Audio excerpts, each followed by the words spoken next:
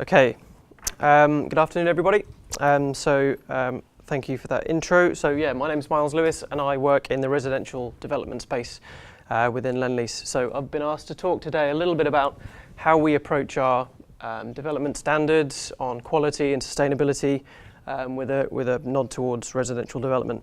But for those who don't know Lendlease too well already, I thought I'd just give a little bit of an introduction. So we're a global organisation who headquartered in Sydney, and we've got around 12,000 employees. We operate across 4 regions in the globe and operate out of 10 countries. We're quite well known for our pretty iconic projects such as the Athletes Village for the London Olympics, but globally we're also conducting a number of projects which you may or may not have heard of. This is Barangaroo South in Sydney. This is probably Lendlease's largest project. We do a lot of mixed-use schemes as well as residential. So this is Australia's most sustainable 6-star Green Star project. Currently includes some retail, residential and commercial, and Lendlease's global headquarters are soon to be moving into this location. Also globally, we've got a project in Victoria Harbour in Melbourne. This is sort of a notable project to get across because it was the first foray for Lendlease into cross-laminated timber. So our Forte development in Melbourne was the first to do that globally. So we shared quite a lot of experience about how to achieve some of the efficiencies from cross-laminated timber in this region from there. And we've done that on a number of projects, one of them being Elephant and Castle. So this is our largest scale scheme in Europe, where we're delivering 3,000 new homes. We've already delivered the first 2 phases of this scheme with 280 homes at One the Elephant and 235 homes at our Trafalgar Place development. And that's actually won a number of awards. It's shortlisted for the Reba Sterling Prize later this year, and a number of awards at the Mayor's Planning Awards. It's also been notably shown for its quality under a number of specific trade areas, such as its brickwork and things like that. There are a number of different phases of Elephant and Park which are currently under construction or in design to get to that final delivery target by 2025. Finally, in the region, we've got the International Quarter in London, which is basically on the edge of the Olympic Park in Stratford. We're currently in the process of handing that over to our residents. We're moving into 2 towers across about 300 homes, and 2 commercial buildings are being delivered as we speak for later in delivery later next year to 2 pre-let commercial tenants. So amongst those, we're doing a number of other residential developments across the UK, but that gives you a kind of a bit of an understanding of the scale that Lendlease have and the different types of projects that we get involved in. When we are working on our projects, effectively, this is our sounding board, this is our vision. It sounds quite woolly and high level when you look at a vision like this and you kind of go, well, what does that mean? But actually, when you get down to the bottom of it, it's really quite useful to dig into whichever way you're coming at it, really. So if you're coming at this from a sustainability point of view, a quality point of view, procurement, safety, it's really useful to be able to ask the question, are you creating the best place for our customers? So this is a very people-focused vision. And we're also starting to kind of think of it in the context of being fit for the future. So actually, not only are you creating the best place now, but also is it something that in 10 years, 20 years is actually going to be suitable for the people that are living there as well. So it's got a very people-focused element to it, and it spans across every different function of our business. And that's important because customer focus is one of our key company principles.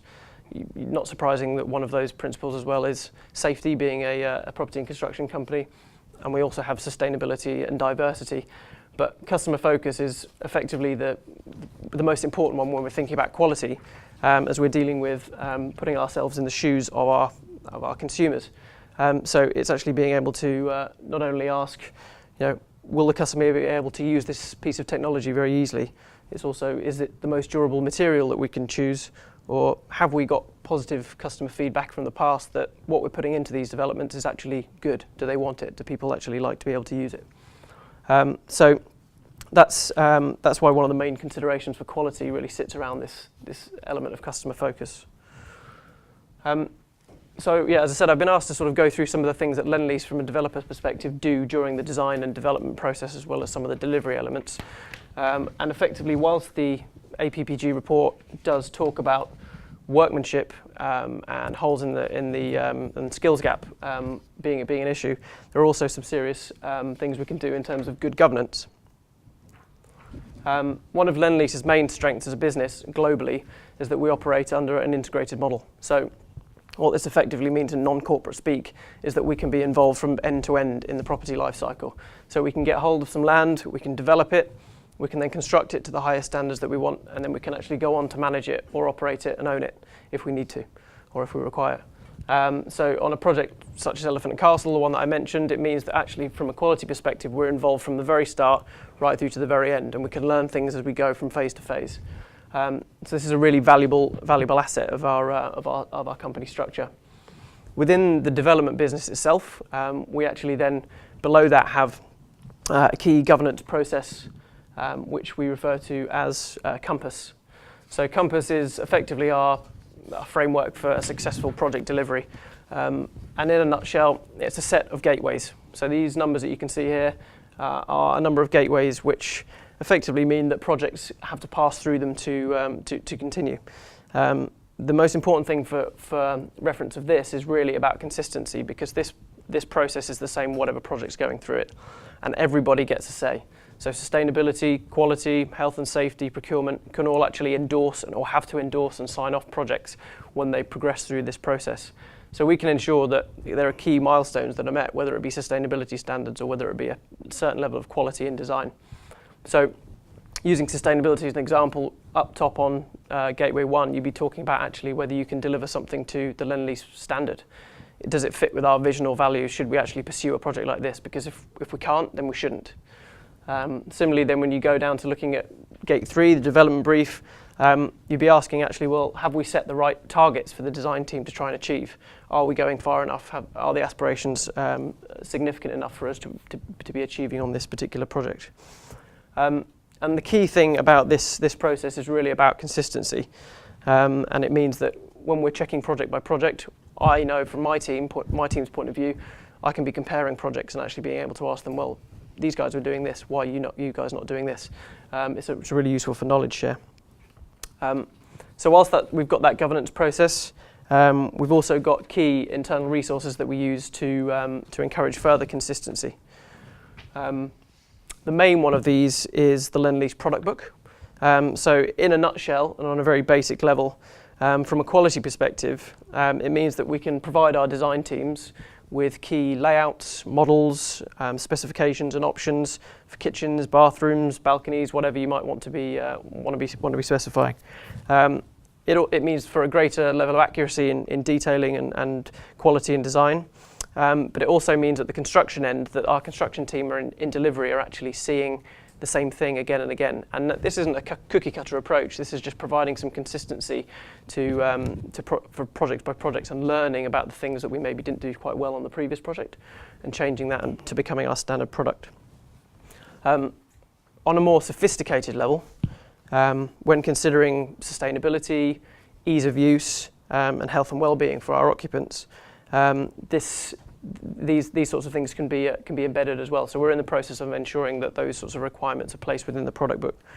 To use a very simple example, if a design team are looking to achieve the very standard requirement of 105 litres per person per day for potable water usage, they'll be able to click through from that requirement and actually find the framework providers that we have who provide some of our sanitary ware.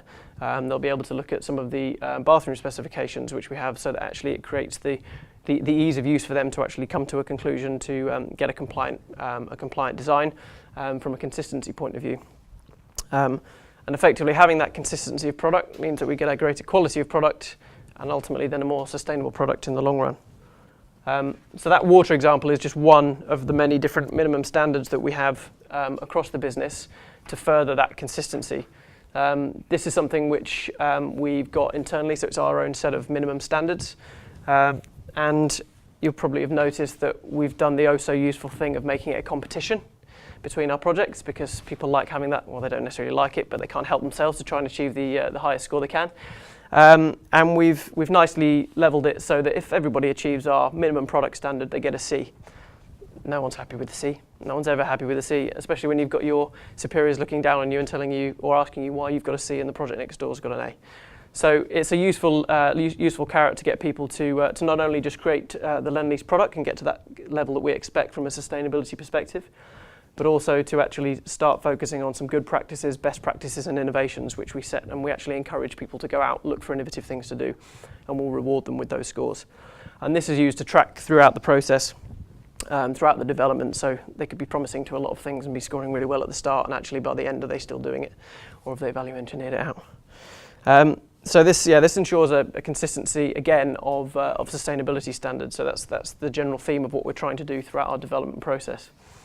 And this is really all focused around these minimum standards are set within Lend-Lease's global sustainability framework. So we've got 12 different areas that we focus on, and these span the traditional themes of environmental, social and economic. So everything from energy, water and waste through to community development and responsible investment. And you can see that we've got key sort of high-level strategic directions and trajectories that we want to get to, the more high-level targets. But we've also then, within those, got specific targets within those minimum standards that we expect projects to hit. But the key sort of notable item from that slide really for me in the context of today is that we've got places for people being right central, slap bang in the middle of our strategy.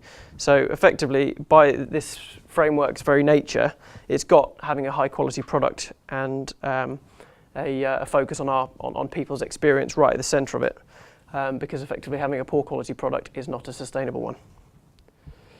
So there's some of the things that we touch on in design and development, but I also just wanted to follow on with that to delivery and when we start giving or handing over to the consumer. The most notable thing that we do, I suppose, right up at the start of the delivery process is we've got our benchmarking units. So pretty common thing that people will do, no doubt, but it's effectively our benchmark, does what it says on the tin. Supply chain can come in and actually check the standard that is required to achieve from a quality perspective within a unit in a home or on a development.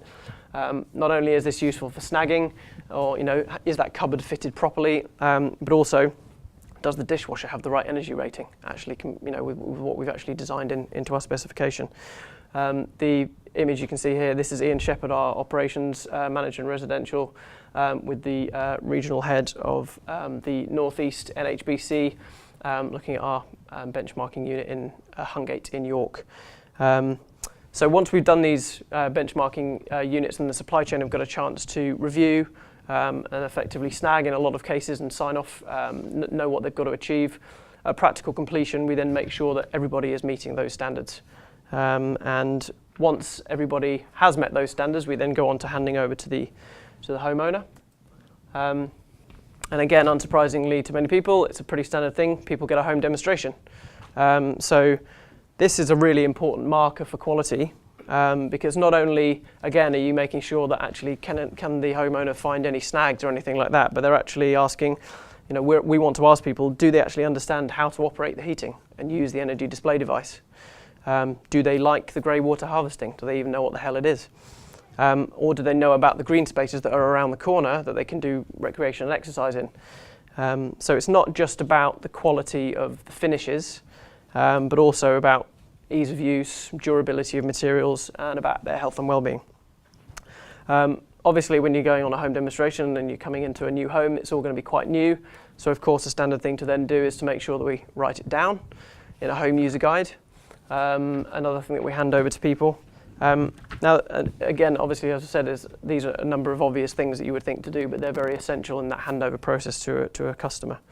They're particularly important because, let's be honest, stuff still goes wrong. We've got all these things that we do to try and make sure that actually there are zero defects and everybody's striving for that. But actually, we know that issues still do occur. And with things like this, it's a case of saying, well, if something does happen, how do you sort it quickly?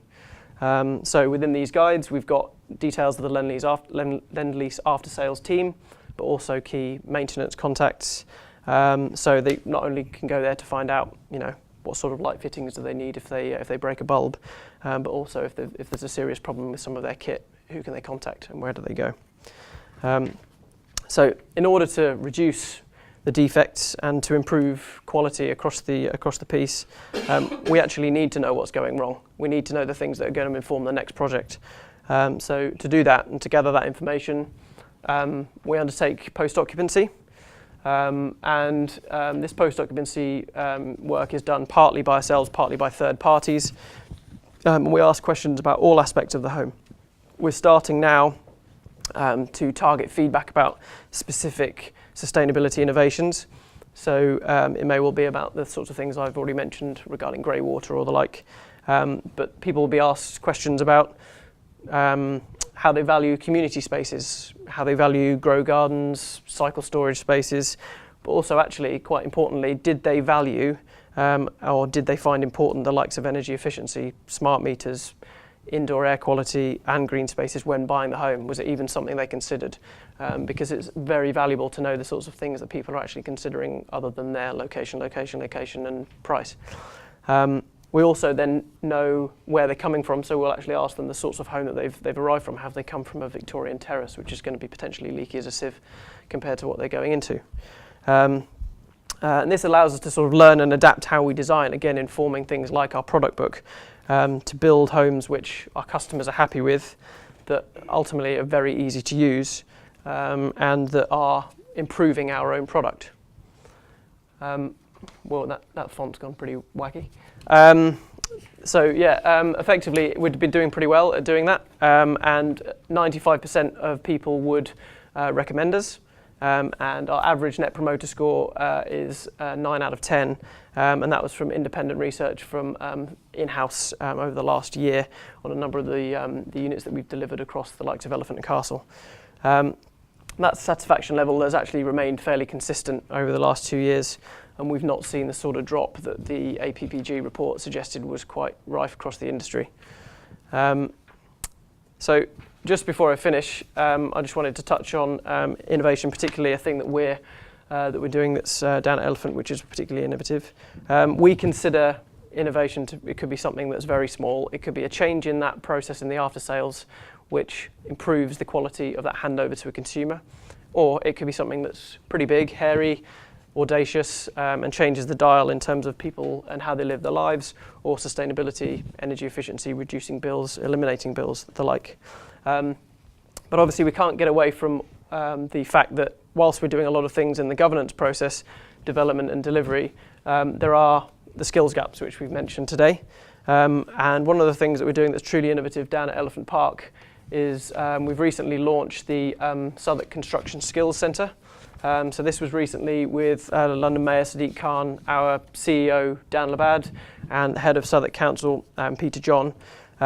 So in partnership with Southwark Council, we're pioneering an approach towards improving skills across the supply chain. So this supply construction skills centre is looking to target those specific holes within the industry.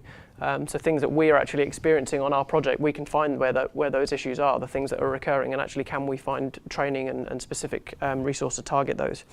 It's also a very, very useful platform for us in terms of community engagement and to promote construction industry in the local area to the younger generation. But also it's to upskill existing people. It's not just bringing new faces through. If we know where these holes are, we can actually ensure that the trades that we're putting across the projects are fully skilled and know how to deliver, because it's actually a benefit to us if we can close that gap at the end of the process. We've done all of our governance and due diligence, and actually in delivery we can be very comfortable that things are being handed over with a high quality to our consumers. That's me.